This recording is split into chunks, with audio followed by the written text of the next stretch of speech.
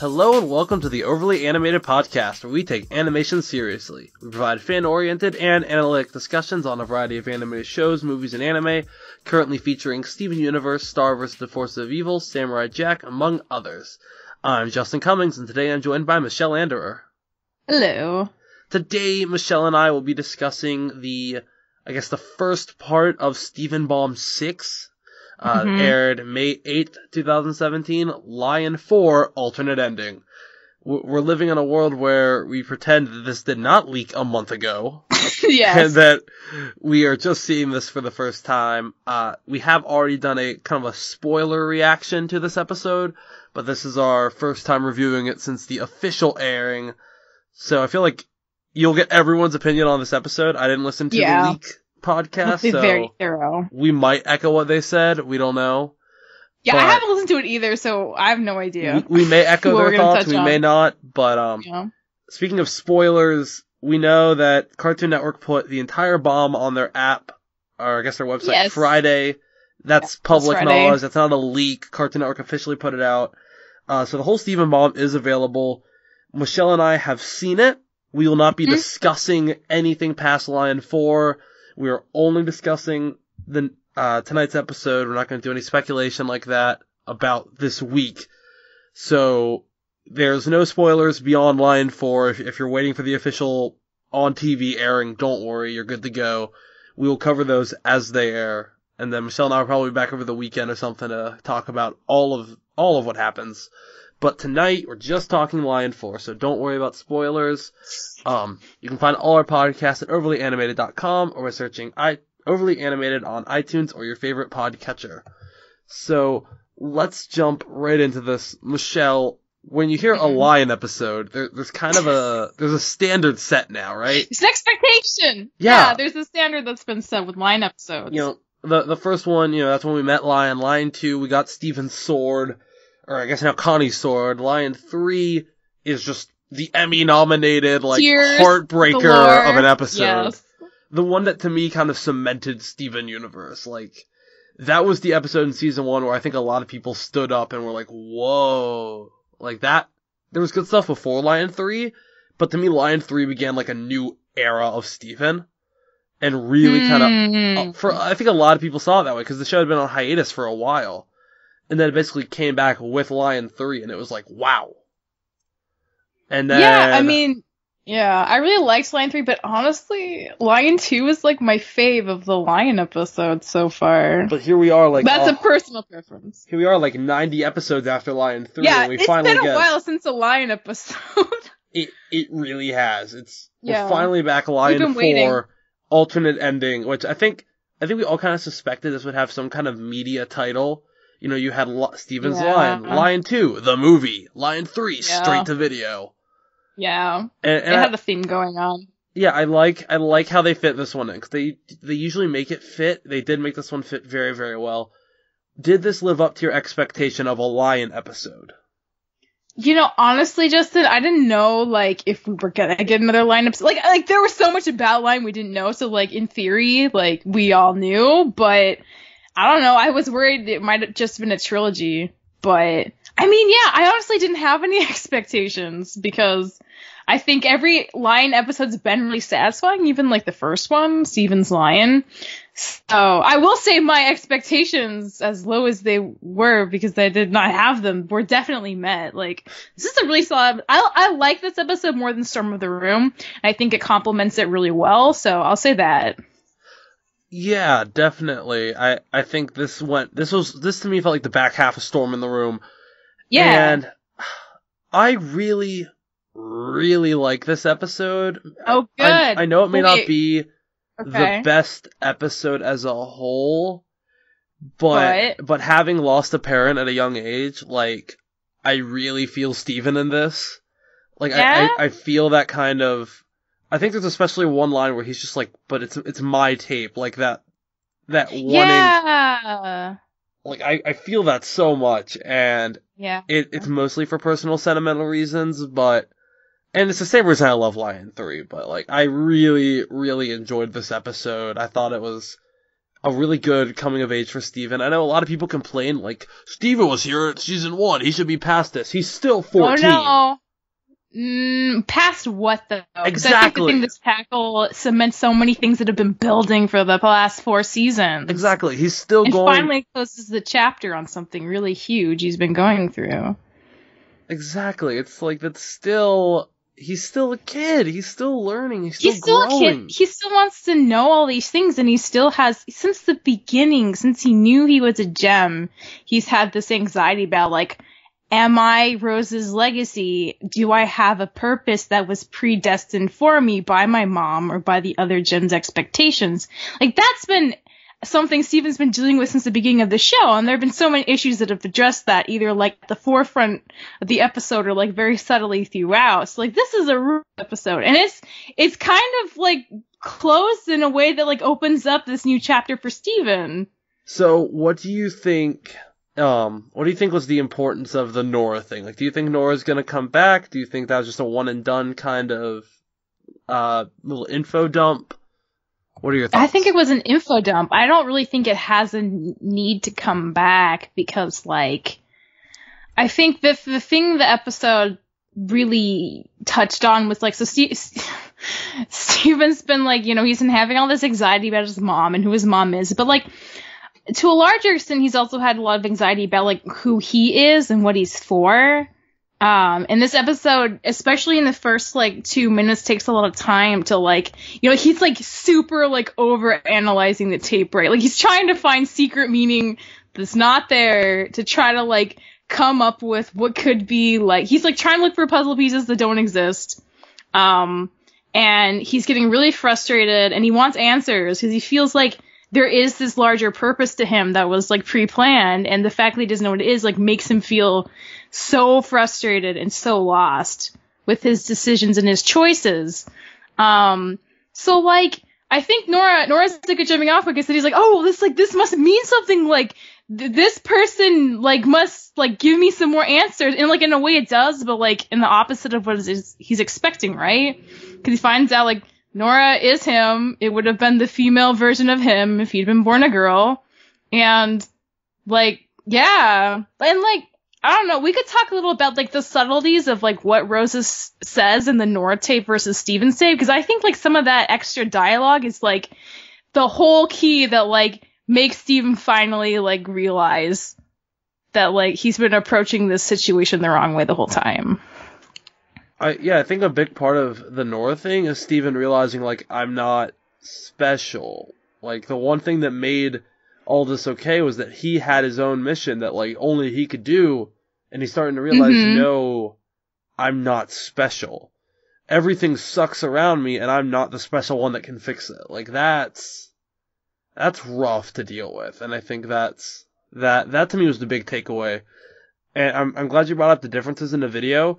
I have the transcripts of both pulled up side by side. Oh my god, I'm so glad. We should talk about it. Yeah, I will actually try to get this put in the description of the podcast, maybe, or put it up on the website or something. Oh yeah. But found on Imgur, someone has both of the transcripts side by side. And some of it's little stuff like Steven, she says remarkable, Nora, she says wonderful. Mm-hmm. After the sights they see, that in the Steven tape, she throws in the sounds they hear. Let's see, we can't both exist. The but I won't be gone line was added to Nora's tape. And one of them was slightly rewarded. The every moment you enjoy being yourself, that's slightly different. It's slightly changed. And that's my favorite part of Human Being, that's entirely added. Yeah, and that's the most important part. Like, because I think, like, because you're saying, like, from your perspective, like, the fact that Steven realizes, like, he's not special and he's not, like, the one who can, like, he's not, like, predestined to, like, do all these things to help people, and he's not, like, that's not his purpose, right? And you're saying, like, from your perspective, that feels like a downer, right? That he doesn't feel like he can control that anymore. And I get that, but from my perspective, I feel like that's a huge relief too, in a way, though. Because I feel like he's been feeling so much pressure to live up to, like, some idea of what he's supposed to be that wasn't his choice. And to realize that, like, Rose didn't have this big plan for him, and that she just kind of wanted him to turn out however he was going to and make his own decisions is, like, so huge. And that's such a huge thing for him to feel comfortable doing. And I know we can't talk about spoilers, but, like, I think that's why things that happen or are determined later happen the way they do because of this episode. And because he realizes, like, he can make his own choices that his mom might not make, that no one else would make, because he's his own person. And that's, like, the great thing, right? Yeah, he gets to do what he decides to do. What he wants to do. Not, like, what people think he should do because of what Rose did. I think that's, like, a really huge, like, shift in his mind that he realizes by the end of the episode. And that's, like, so important for his development on the show. This is, like, season 4. It took 4 seasons to get here. That's, like, a pretty big deal to me. It really is. I think it shows a lot of growth in Steven. I'm really glad we got this episode when we did. Because, yeah.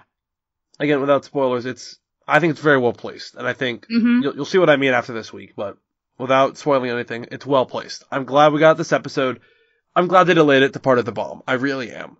Because I think airing this as a bomb will flow well. I think it'll be nice. I'm kind of glad we waited to get it. Obviously it got leaked and all, but as much as I hate CN scheduling so much, I kind of get this one, and I get why they moved this back. But the other thing I want to talk about in this episode is Lion himself. He's kind of snarky. Like, he's a cat. He's very snarky. Yeah. Like many a cat in real life would be snarky. But he does seem to care about Steven. He really does. Yeah. It just, like, takes some real coercing to get him to do anything that is not his idea, that he doesn't want to do himself. And I think maybe he was worried about how Steven would react to this stuff. Like, I don't know. That's, like, so, I forget. I know Dylan's stance on the, what Lion could be, but, like, what do you think Lion is, Justin? I think Lion, my current stance is that Lion was one of those 7 lions we saw with Rose that got severely wounded. And Rose, like, healed him, and the way she healed him, like, gave him some gem properties.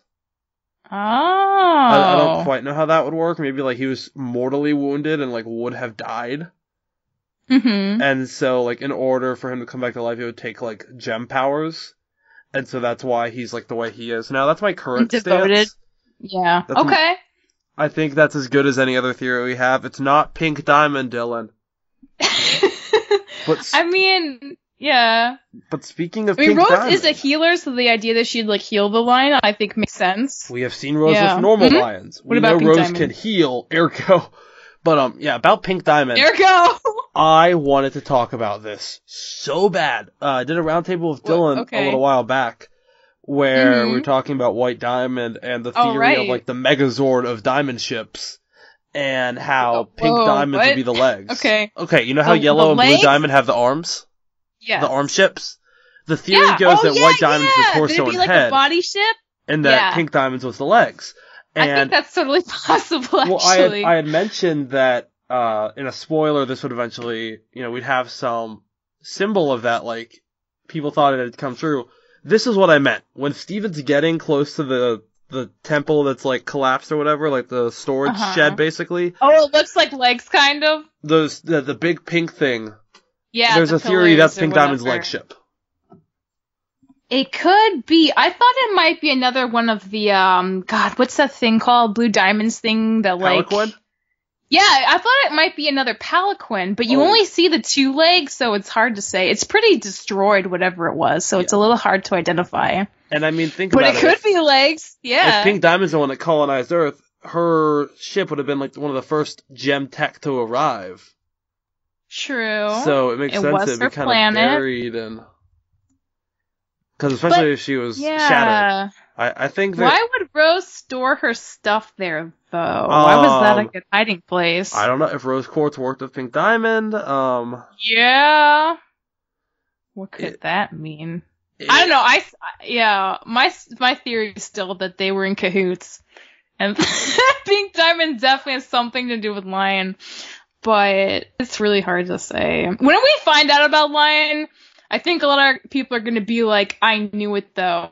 I think it's going to be one of those things with Garnet where it's like everyone's so happy, but like they also saw it coming if they've been watching the show enough. So I feel like it's going to be similar to that with Lion. I don't think it's going to be completely random. Yeah, I feel like there might be some connection, but I don't think Lion is Pink Diamond. Yeah, I'm not quite sure what, I mean, yeah, I don't know. I mean, we agree it has something to do with Rose. Ever since Rose's scabbard, they were kind of like, well, yeah, he's pink. He must have something to do with Rose, but maybe Pink Diamond too? I don't know. Well, we may never know.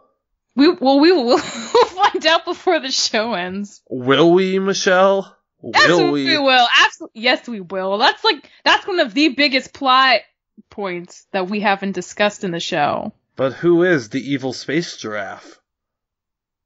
What? You mean Yellow Diamond? It's an old meme from the fandom of Yellow Diamond's long neck being like a giraffe.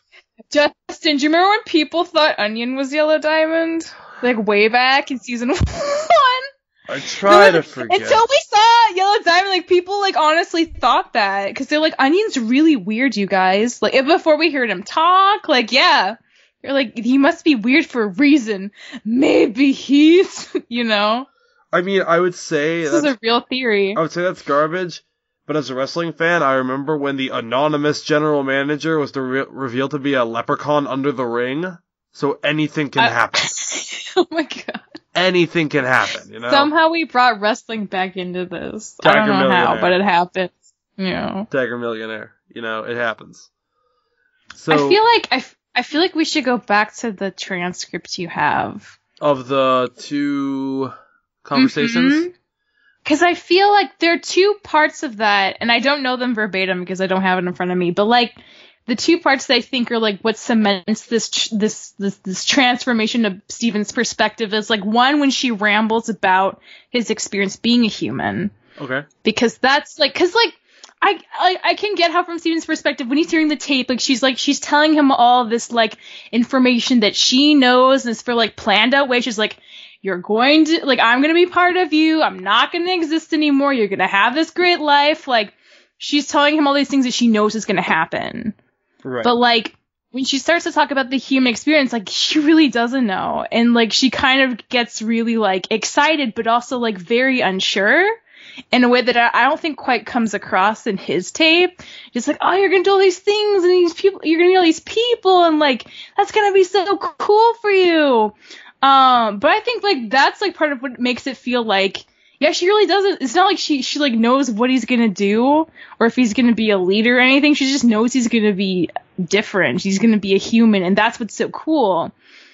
And then at the end, she says, like, if you choose, if they choose to turn to you, like, I hope you can help them.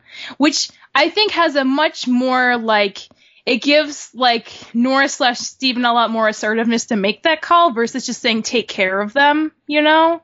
Like she does in Steven's tape. Like, that seems like you have to take care of them, like, this is your duty. Whereas, like, the other one comes across like, I don't know what's gonna happen, they might turn to you, and if so, like, do your best. She says trust yourself. And I think that trust yourself's, like, the biggest difference there. I have the full thing. I'm gonna read this in my best Rose voice.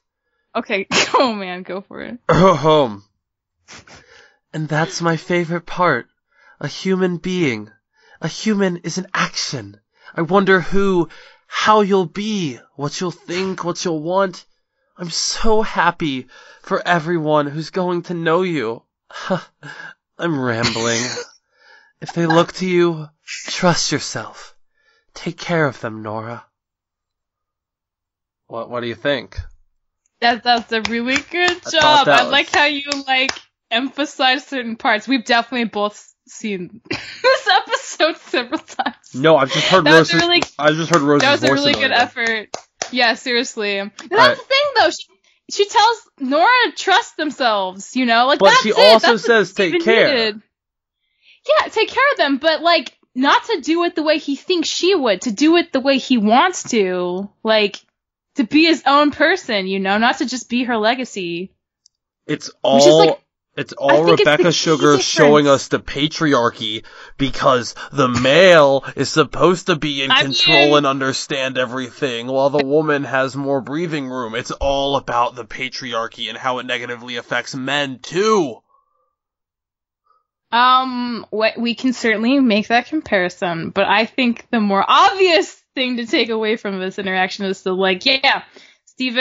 been feeling like he needs to live up to his mom, right? Yes. Live up their legacy, and she literally, like, that line of just, like, trust your own intuition, like, I think that's, like, totally, it just changes it, because then it's not about living up to her. He does not have to be Rose. He doesn't have to think about what Rose would do anymore. Like, she's telling him to just trust himself. I feel like that's a huge turning point for him, which is why I really like this episode. And I feel like, yeah, I'm also really glad this episode didn't air, like, right after Storm in the Room, because I feel like that would have been, like, a little too soon. What if it aired right after Room for Ruby? Like, the next week?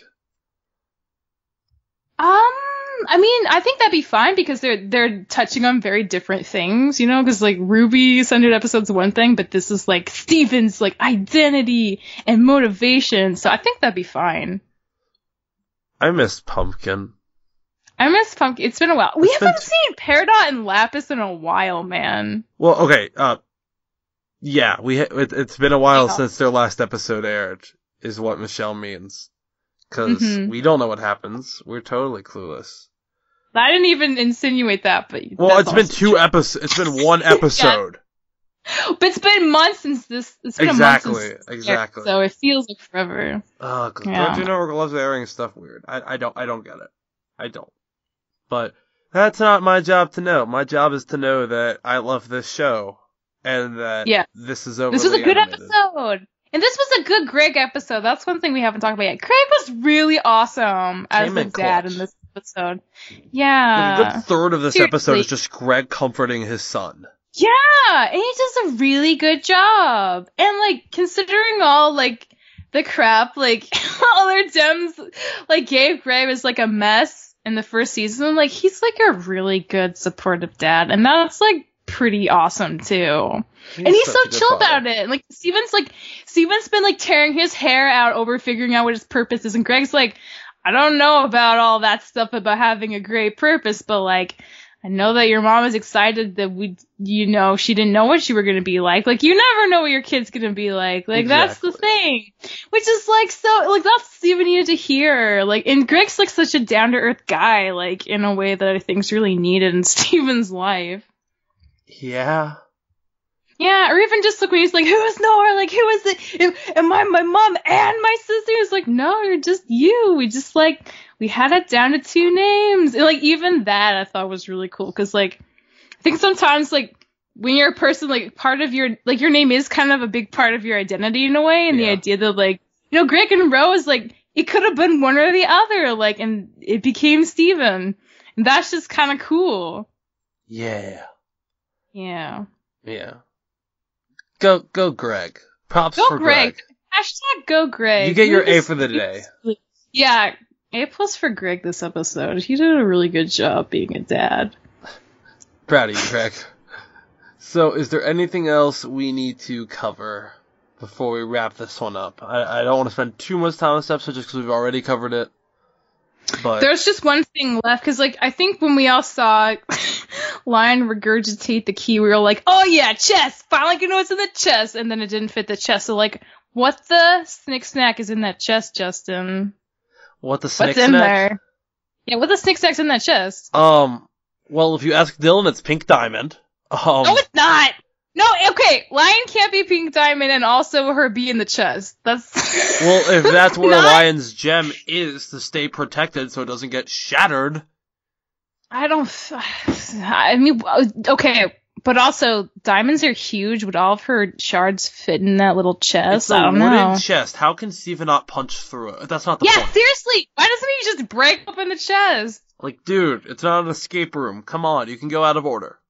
But, as far as what's in the chest, I don't know. Because the stuff Rose... What is it? I have no idea. Yeah, the stuff she has is the stuff Rose keeps in there, so far, include a communist anarchist gem who wants to shatter all of Homeworld, a powerful sword that can sword, poof, a flag, any gem, a flag of the rebellion, a picture of her and her hot dog eating husband. Yeah, and I don't know if husband's the right word. I don't, because see, there we go. Were Rose and Greg ever? No, they weren't even married because he brought it up. The uncle. Gem Harvest. They brought up they weren't even married because she has no birth certificate or citizenship. Her sweetums, then. Yeah, her sweetums. Her bugaboo, to quote Ladybug. But yeah. And then like a T-shirt, and then this magical chest. So it's either all things that are very important to her. It's either a scary weapon or symbol of Homeworld, or it is like all of Greg's unsold CDs. I know. What if it's? Oh my god! What if there's an episode where Steven's like, I gotta like open the and it's like literally all of the Drive My Vanity a Year Hard like CDs, and they're all autographed and yes, that'd be so great. Probably, I would not be surprised if that happened now in canon on the show. Leave us all of your chest theories as to what's in there. # what's in the chest. I mean, I honestly don't know either. Like, I feel like it could be something really unimportant, or it could be like super important. Let's play Ask Reddit and see what happens. Let's just find out what Reddit thinks, cause. Oh god. Okay. Right. Lion's I think it's gonna be chest. I think it's gonna be a lot of pink diamond for some reason. I don't know. You think it has to do with pink diamond for some reason? Alright, I mean, it's locked. That's the thing. Why would she lock it? Alright, so... What does Reddit say? There's one theory that the writers don't even know. Oh my god, no, that could be so true, though. And that they're like, we're just gonna leave this here. She's not telling anyone. Yeah. Oh, Ian, before you go... Matt and Ben, before you leave, do you want to know what's in the chest? I could totally see her pulling something like that. I don't know. What are you finding on there?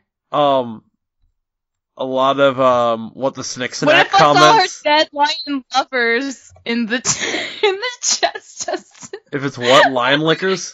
No, what if it's all her dead lion lovers that she stuffed in... The lion lovers! Yes, they make their grand return. What are these for? I could just like imagine Steven opening it and finding all their stuffed bodies. Yeah, that's a little too dark. Little too dark there, Michelle. Little much. What is Reddit coming up with? Reddit doesn't really have ideas, except why have you not opened this yet? If you find a treasure chest inside a magical lion's main dimension left by your dead mother, why would you not open it? Literally, like, everyone's feelings of frustration when that key didn't fit in the hole. Like, yep. We all wanted to see what was in that chest. The Steven Wiki literally says, the chest's contents are yet to be revealed, that is, if it has any. Oh. Like, even the chest is like even the Wiki's like, man, I don't know. Yeah. Well, I mean, I don't think we have any good leads to go on. Someone needs to update the Wiki. It still says Bismuth is the latest appearance of the chest. It's not anymore. It's Lion 4. Anymore. Maybe, you know what, Justin? Maybe they're being true to themselves and waiting till it aired today to update it instead Well, they should have updated it right after because they knew they would have to. It'd be spoilers for some poor person who was going on the Wiki, though. In California? Maybe they're that dedicated. Maybe. Well, if it's not up in 45 minutes, I'm complaining. Okay. You do that. Okay. So I think that's all we have to talk about here today. I think that's the last thing. Alright.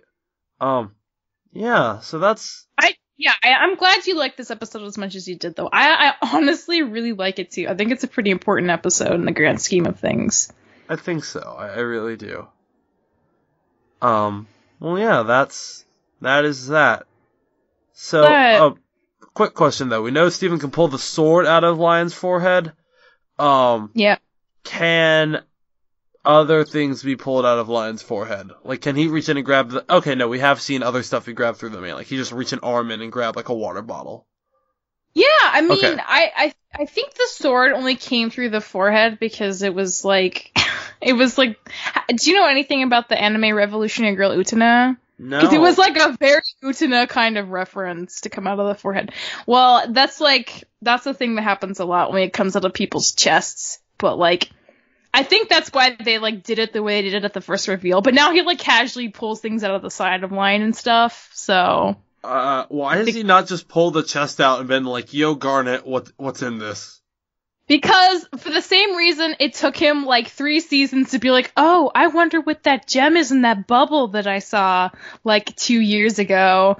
Like, the show just doesn't want to handle all the plot points at once. It wants to give you, like, little sprinkles every, like, 50 episodes or so. I picture Steven poking his head out of line.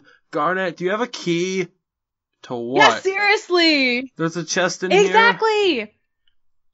Like, I see Steven be so casual. That's one thing I always wondered. Like, Steven never lets anyone else inside Lion's Mane, and he never goes to the gems to, like, talk about the stuff in there. I think it's because, to him, that's him and his mom's spot. Yeah, it's, like, his special, like, mom stuff, which I understand, but, like, I'm sure they could have told him a lot of the stuff that was in there, or at least helped him open the chest by now, so.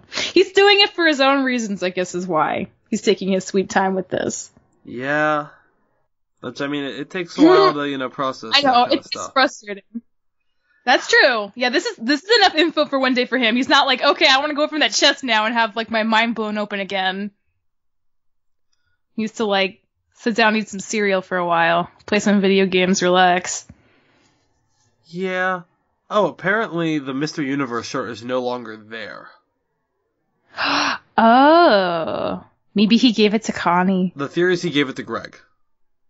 Oh, but he already has one, doesn't he? Well, I know, but it's like, hey, I'm pretty sure it was his mom, because from what I've seen on the wiki, it was a double XL that Greg gave her.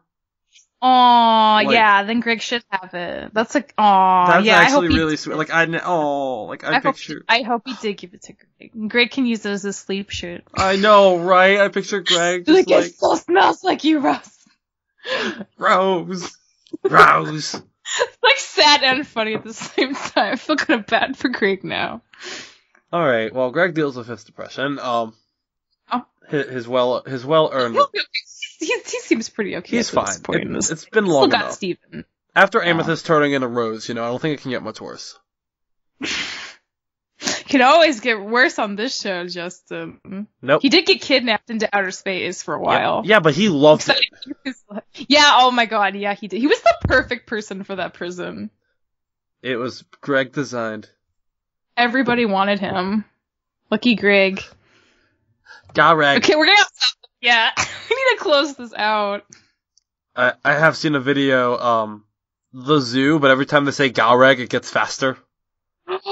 Will you link that to me? If I can find it, I will send that to you at some point. Okay, I'm 100% serious. I want to see that. I know you are.